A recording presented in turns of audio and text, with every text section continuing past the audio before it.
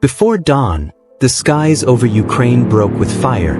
At around 4 a.m. Kyiv time, the stillness was shattered as Russian cruise missiles and airstrikes lit up the horizon.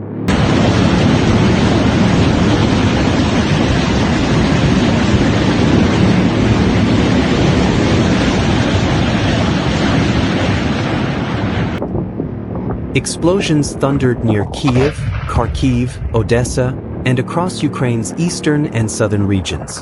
Airports, radar stations, and military command posts were among the first to be struck.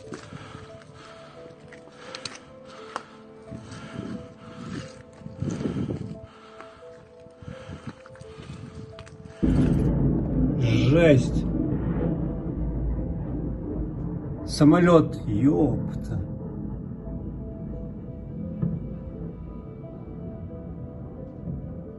Жесть!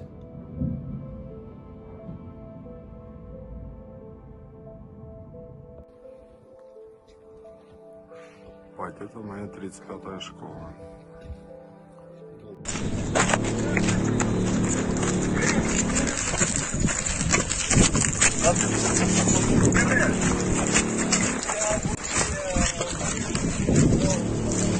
In Moscow, President Vladimir Putin had announced on television, just moments earlier, that Russia was launching a special military operation. His justification was framed as protecting Russian-speaking populations in eastern Ukraine and demilitarizing the country. With accordance to the Article 51 in the 7th chapter of the UN Charter with the sanction of the Federation Council, and according to the Friendship and Mutual Help treaties with Donetsk and Lugansk republics, I have decided to conduct a special military operation. The goal is to protect the people who for 8 years suffer bullying and genocide from the Kiev regime. And for this we aim for the demilitarization and denazification of Ukraine. We'll bring to the court those who committed multiple sanguinary crimes against civilians, including Russian citizens. We do not plan to occupy Ukrainian territories. But the scale of the strikes made it immediately clear this was not a limited operation. It was a full-scale invasion. On the ground, Russian troops poured across the borders from multiple directions.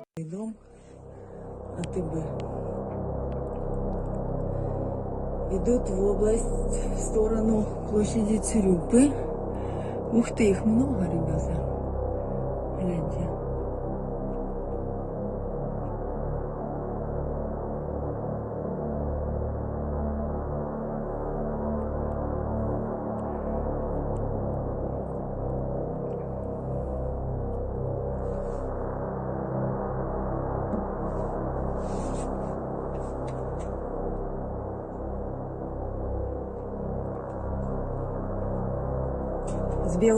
С белыми полосочками. Гляньте, как красивенько стройчиком.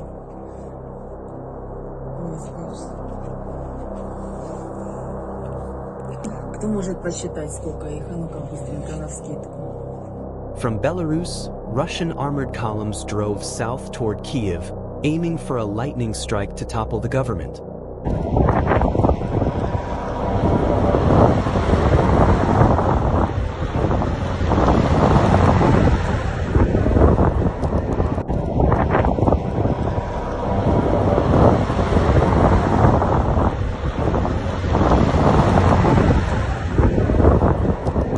From the east, forces advanced out of Russia and separatist-held areas in Donbass, pushing toward Kharkiv and Luhansk. From the south, troops surged out of Crimea, seizing control of bridges, water supplies, and highways to link Crimea with the mainland. In cities across Ukraine, sirens wailed. Civilians scrambled into underground shelters and subway stations, clutching bags and blankets. Traffic jams clogged Kyiv's highways as thousands attempted to flee westward, away from the front lines. Ukraine's President Volodymyr Zelensky immediately declared martial law, urging citizens to remain calm and defend the country. Шановні громадяни України, сьогодні вранці президент Путін оголосив проведення спеціальної військової операції на Донбасі. Росія здійснила удари по нашій військовій інфраструктурі та по нашим прикордонникам, прикордонним загонам. В багатьох містах України було чутно вибухи.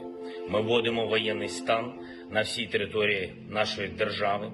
Хвилину тому я провів розмову з президентом Байденом. Сполучені Штати Америки вже почали гуртувати міжнародну підтримку. Сьогодні від вас, від кожного з вас потрібно спокій. По можливості залишайтесь, будь ласка, вдома. Ми працюємо. Армія працює.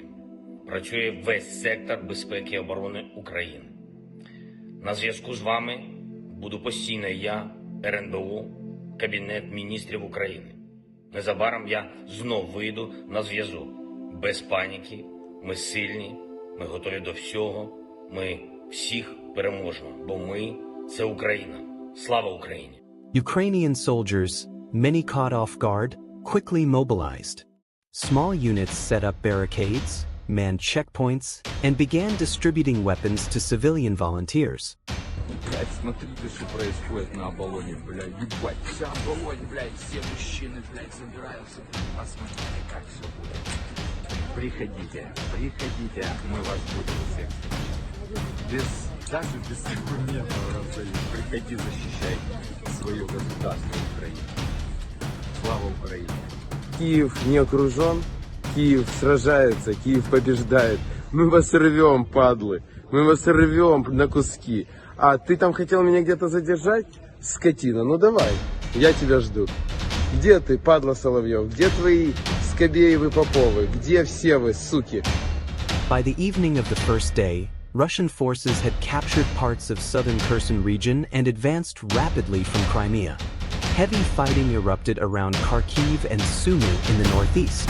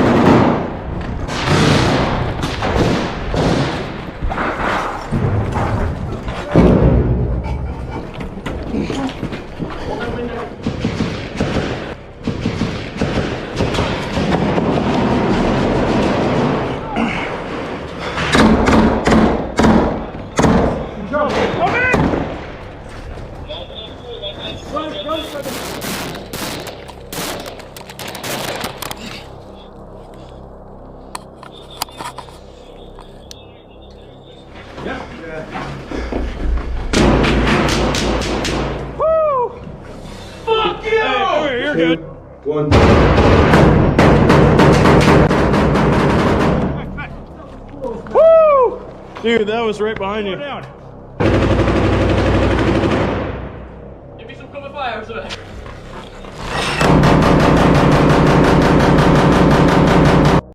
In the north, Russian troops had seized the Chernobyl exclusion zone, raising fears of nuclear danger.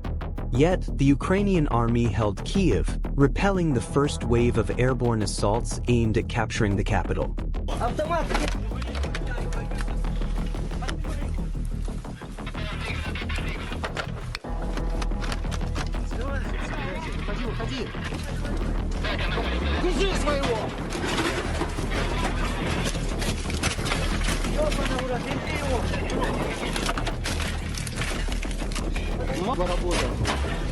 Поднимайте его! Давайте, здесь зона простреливаемая.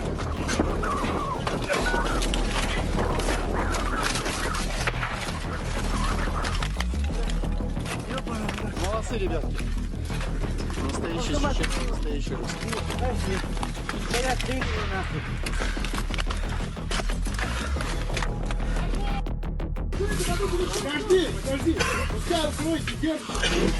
А чё ваши-то ушли? Да я не знаю, им кричал, они попиздили.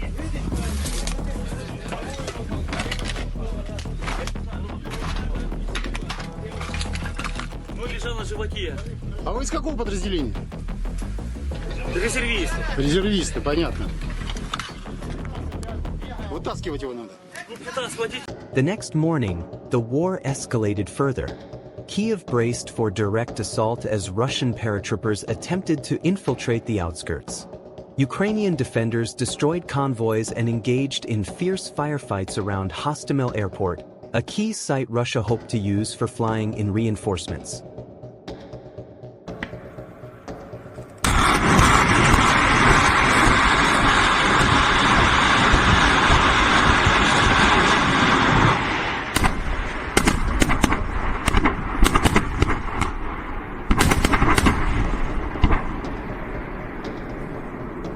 Да, вы бегом! Мужики залегли!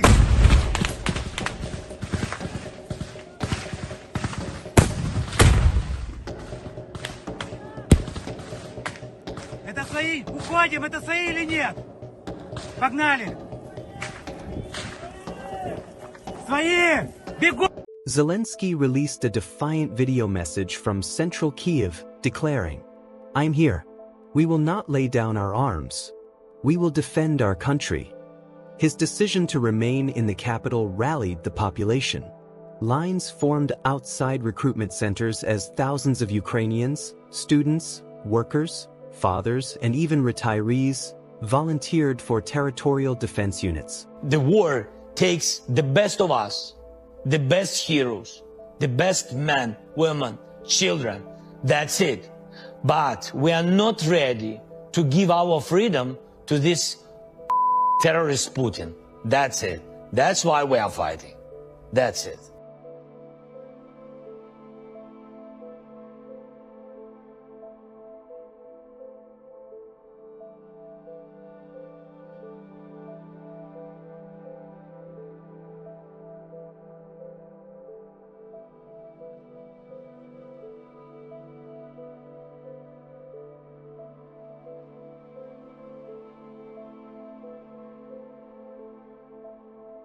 Weapons were handed out in the streets. The battle for Kharkiv intensified. Russian artillery pounded the city, but Ukrainian soldiers and local residents fought back with Molotov cocktails and small arms fire. Давай, давай, блядь, хуярим нахуй! Кидай, блядь, кидай, кидай, блядь, кидай! Антоны, Антоны!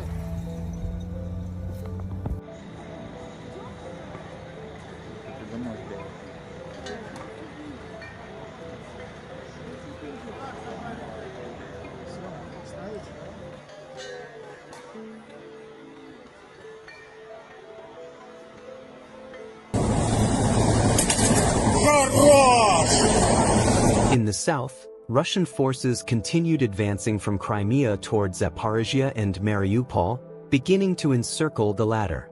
That night, explosions rocked Kyiv again. Відходим, відходим! Валу, далі!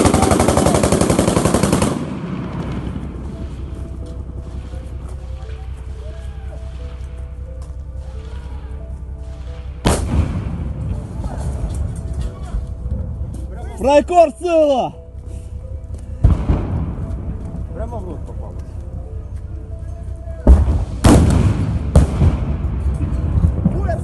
Все цело!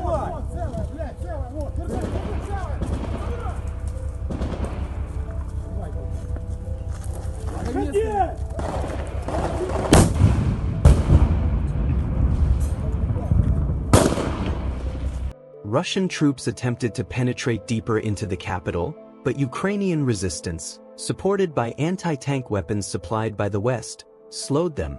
By the third day, Russia had expected Kyiv to collapse. Instead, the Ukrainian government still stood.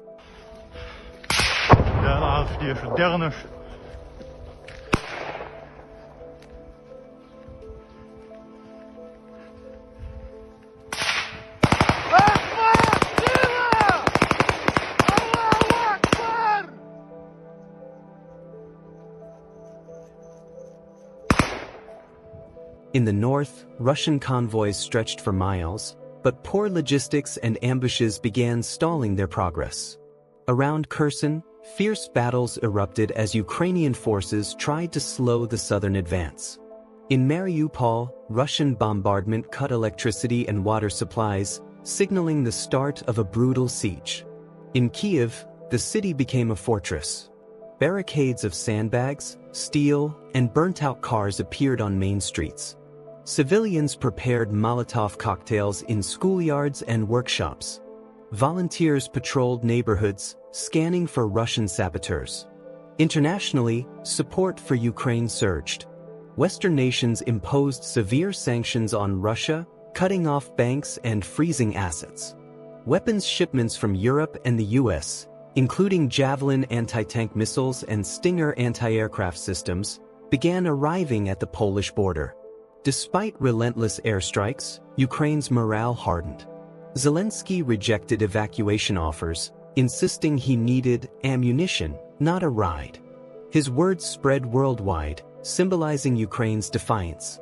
On the fourth day, Ukraine launched counterattacks around Kyiv and Kharkiv. In some areas, Russian armored vehicles were destroyed, their crews abandoning them on the roadside.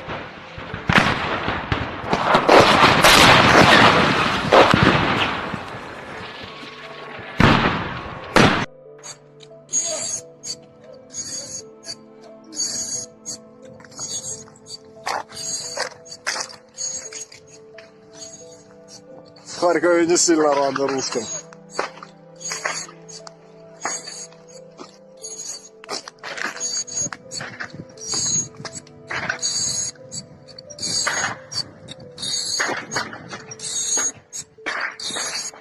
Маленький.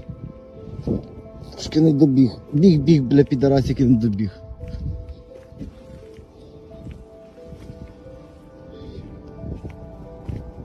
Ну що, Іван Іванович? Я думаю, цього ми можемо живити, нехуй делать.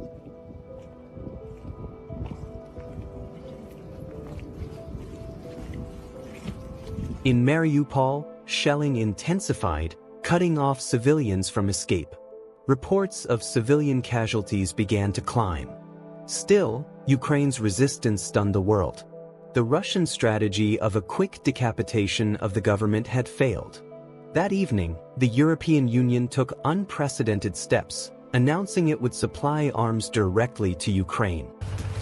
О, братва, подъехала суета, пизда вам москалі єбучі, блядь, буду вас палити. Що ти, дракони, обали, готові к новому подпалу, блядь? Пизда вам, суки, єбачити будемо, блядь. Meanwhile, anti-war protests spread in Russia, with thousands detained in Moscow and St. Petersburg.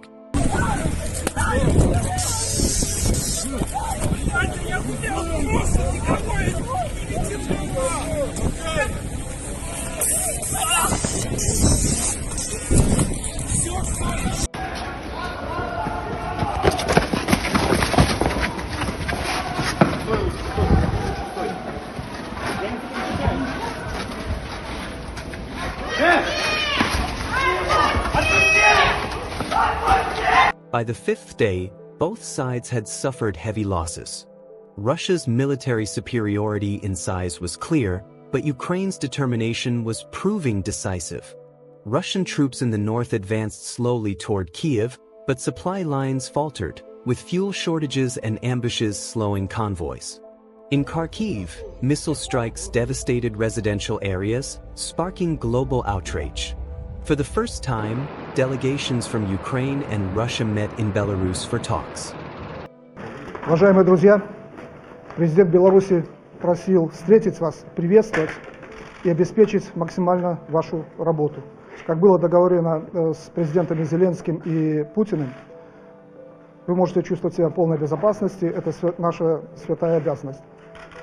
Президент Лукашенко искренне надеется, что сегодня, в ходе сегодняшних переговоров, удастся найти пути решения всех кризисных вопросов. И все белорусы молятся за это. The meeting ended without resolution, but it marked the beginning of a long and bitter negotiation process that would stretch on throughout the war.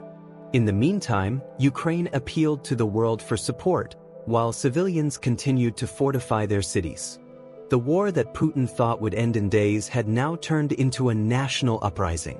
By the sixth day, Russia shifted tactics. Having failed to seize Kyiv in a lightning strike, the Kremlin ordered heavier bombardments on cities. In Kharkiv, Ukraine's second-largest city, residential blocks were struck by cluster munitions and rockets. Explosions ripped through Freedom Square, one of the city's landmarks.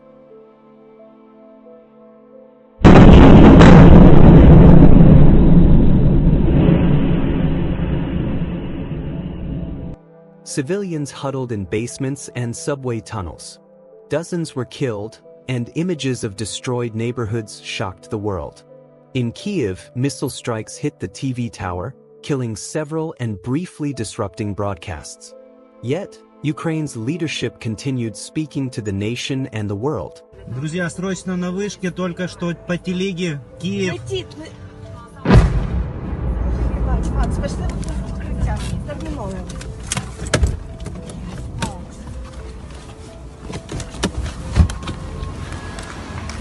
Значит, Дорогожичи обстреляны, друзья. Дорогожичи обстреляны. Все легли! Легли! Легли к зданию и легли дальше от стекол!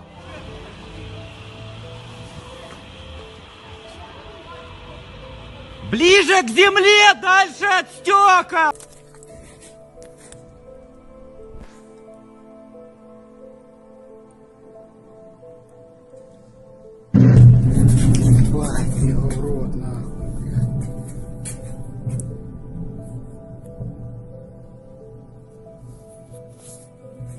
Пиздец.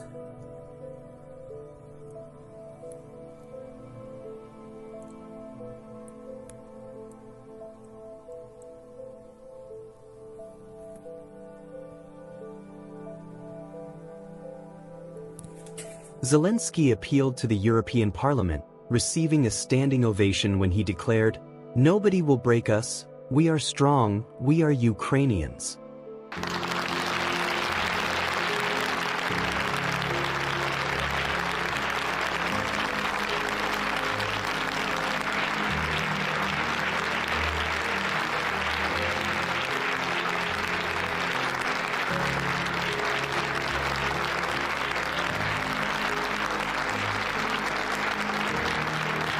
Це наше звернення до світу.